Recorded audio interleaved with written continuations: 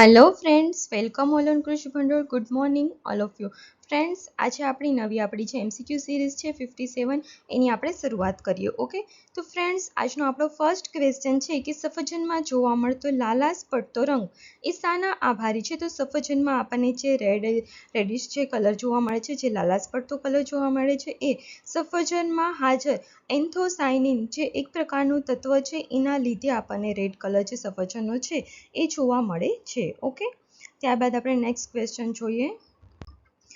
રોજિંદા જીવનમાં એક વ્યક્તિ દીઠ કેટલા ગ્રામ શાકભાજીની દૈનિક આહાર લેવામાં જરૂરિયાત હોય છે? મતલબ કે કોઈ પણ એક આપણે હેલ્ધી વ્યક્તિ હોય છે અથવા તો કોઈ પણ એક નોર્મલ વ્યક્તિ હોય છે, બરાબર છે, તો એને કેટલા ગ્રામ શાકભાજી હોય છે એ દૈનિક લેવું જોઈએ, એટલે કે રોજ બરોજ પોતાના જીવનમાં આહારમાં કેટલું લેવું જોઈએ? તો કે 300 ગ્રામ, બરાબર છે। તો કોઈ પણ વ્યક્તિએ 300 ગ્રામ શાકભાજી એના આહારમાં એક દિવસમાં લેવું જોઈએ। પછી તમે એક સાથે 300 ગ્રામ ખાઓ કે આખા દિવસમાં 300 ગ્રામ ખાઓ એ તમારા ઉપર ડિપેન્ડ છે, પરંતુ આપણે રોજનું 300 ગ્રામ કંઈ પણ ગ્રીન વેજીટેબલ્સ લેવા જરૂરી છે, બરાબર છે। ત્યારબાદ next question, national research centre for medicinal and aromatic plant એ ક્યાં આવેલું છે? તો આપણું જે આ નેશનલ રિસર્ચ જે સેન્ટર છે for medicinal and aromatic plant કે જે આણંદ ખાતે આવેલું છે, બરાબર છે। અને આપણું આ જે આણંદ ખાતે આવેલું જે રિસર્ચ સ્ટેશન છે ત્યાં મેડિસિનલ જે પણ ક્રોપ છે એ અને એરોમેટિક જે પણ પ્લાન્ટ છે એનું રિસર્ચ કરવામાં આવે છે, ત્યારબાદ નવી વેરાયટીઝ છે એ ડેવલપ કરવામાં આવતી હોય છે। ઓકે,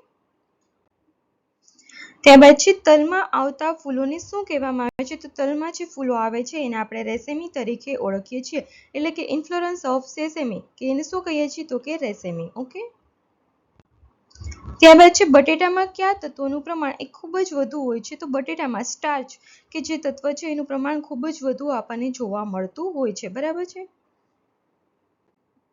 ત્યારબાદ છે રટુનિંગ કરવાથી સામાન્ય ખાતર કરતાં કયું ખાતર વધારે માત્રામાં જોઈએ છે? તો રટુનિંગ આપણને ખ્યાલ છે કે જે મોસ્ટલી સુગરકેનમાં રટુનિંગ થતું હોય છે, બરાબર છે।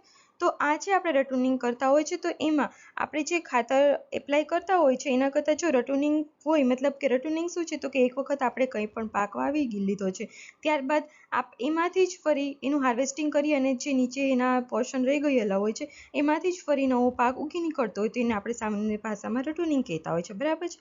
તો જ્યારે આ રટુનિંગ થાય બીજી વખત ફરી એ પાક ઉગી નીકળતો હોય, શેરડીની જ આપણે વાત કરીએ ચલો અત્યારે, તો એમાં જે નાઇટ્રોજન હોય છે એ 20% વધુ આપણે એપ્લાય કરવામાં આવતું હોય છે, બરાબર છે। મતલબ ફર્સ્ટ ટાઈમ આપણે જ્યારે સુગરકેન કરી હોય છે, વાવેલી હોય છે, ત્યારે જે આપણે નાઇટ્રોજન આપીએ છીએ કન્ટેન્ટ એના કરતાં રટુનિંગવાળી જે સુગરકેન હોય છે એમાં 20% વધુ આપણે નાઇટ્રોજન આપવાનું હોય છે, બરાબર છે।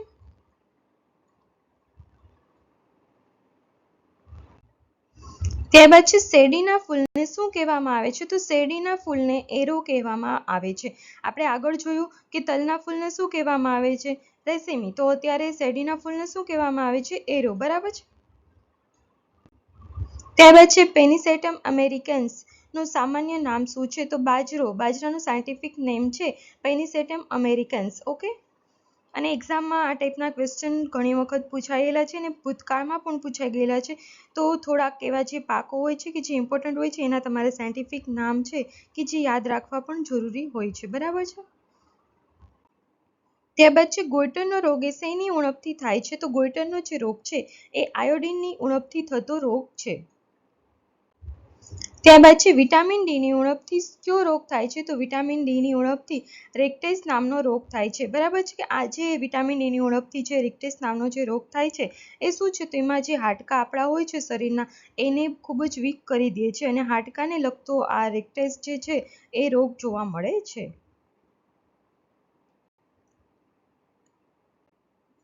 ત્યારબાદ છે વિટામિન સીનો મુખ્ય સ્ત્રોત શું છે? તો વિટામિન સીનો મુખ્ય સ્ત્રોત એ ખાટા ફળો છે। ખાટા ફળોમાં સૌથી વધુ વિટામિન સી જોવા મળે છે, બરાબર છે।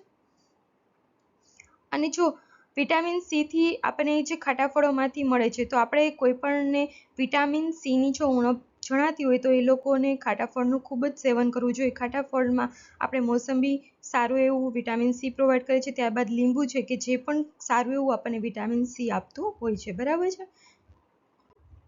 ત્યારબાદ છે ગ્રે રિવોલ્યુશન શેની સાથે સંકળાયેલી છે? તો ગ્રે રિવોલ્યુશન છે એ ફર્ટિલાઇઝર ક્ષેત્ર છે એમાં ક્રાંતિ લાવવા માટે ગ્રે રિવોલ્યુશન સર્જાયેલી છે, બરાબર છે.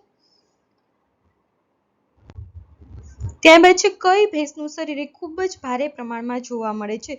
તો જાફરાબાદી જે ભેંસ છે એનું શરીર ખૂબ જ ભારે જોવા મળે છે અને માટે જ આ જે જાફરાબાદી ભેંસ છે એને આપણે મિની હાથી તરીકે પણ ઓળખતા હોઈએ છીએ, બરાબર છે.